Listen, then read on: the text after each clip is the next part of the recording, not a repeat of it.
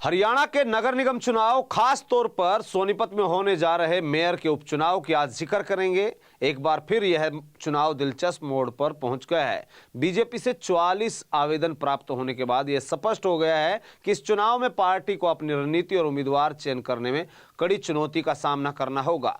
जातीय समीकरणों के हिसाब से जहां जाट समुदाय के सबसे ज्यादा हिस्सेदारी दिख रही है, वहीं पंजाबी, ब्राह्मण, बनिया और अन्य समुदाय के भी दावेदार इसमें सामने आ रहे हैं। कौन कौन कितने हैं वो बताएंगे। नमस्कार, आप देख रहे हैं सिटी तहलका। मैं हूं आपके साथ जितेंद्र अहलावत। सबसे पहले जातीय समीकरण में भाजपा के चयन को लेकर बातचीत कर लेते हैं।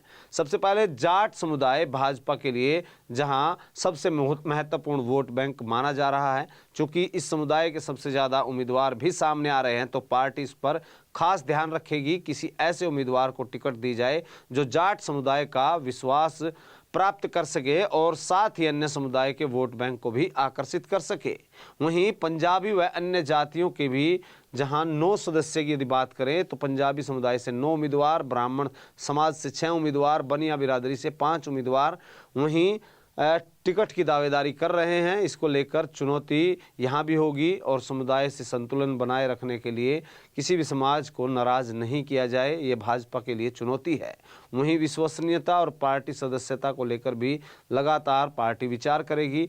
पार्टी उम्मीदवार जहां विश्वसनीय और सक्रिय उम्मीदवार हो, जिसको पार्टी के लिए काम किया हो, और इस स्थिति में अगर किसी जातीय समीकरण के हिसाब से पार्टी को सही उम्मीदवार नहीं मिल पाता, तो वो किसी ऐसे व्यक्ति को टिकट दे सकती है जो पार्टी के प्रति निष्ठावान या चुनावी संघर्ष में अपनी पूरी ताकत लगा सके।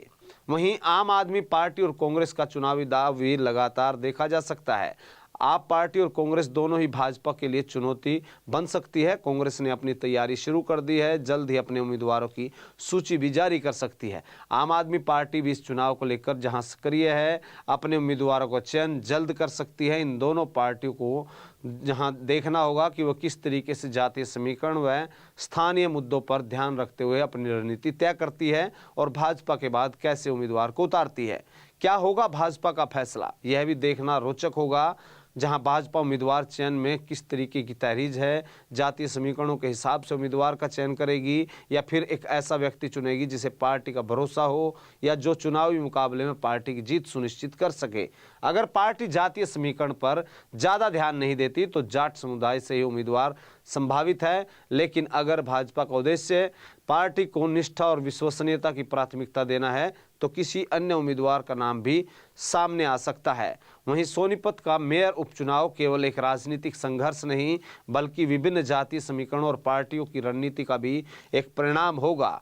जहां भाजपा को यह तय करना होगा कि जातीय समीकरणों के हिसाब से उम्मीदवार वह चुनती है या फिर किसी ऐसे व्यक्ति की तहरीज देती है जो पार्टी के लिए चुनावी जीत सुनिश्चित कर सके।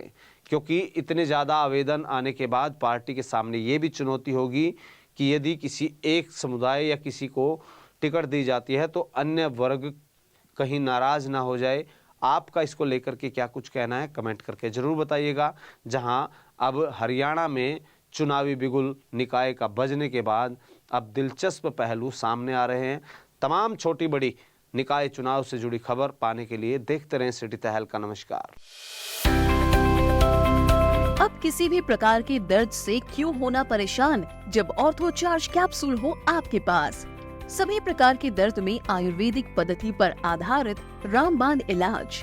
कबीर औषधालय का ऑर्थो चार्ज ऑयल, कैप्सूल और सिरप आपको देता है तुरंत आराम। अनेक प्रकार के दर्द जैसे sciatica, spondylitis, rheumatic pain, arthritis, lumbar pain, सभी दर्द को दूर करने का रामबाण इलाज 100% आयुर्वेदिक जड़ी बूटियों से बनाया गया ऑर्थो चार्ज कैप्सूल और ऑयल एक बार प्रयोग में अवश्य लाएं। अधिक जानकारी के लिए संपर्क करें। एड्रेस: कबीर औषधालय, सेक्टर 14, सोनीपत, दिल्ली, NCR।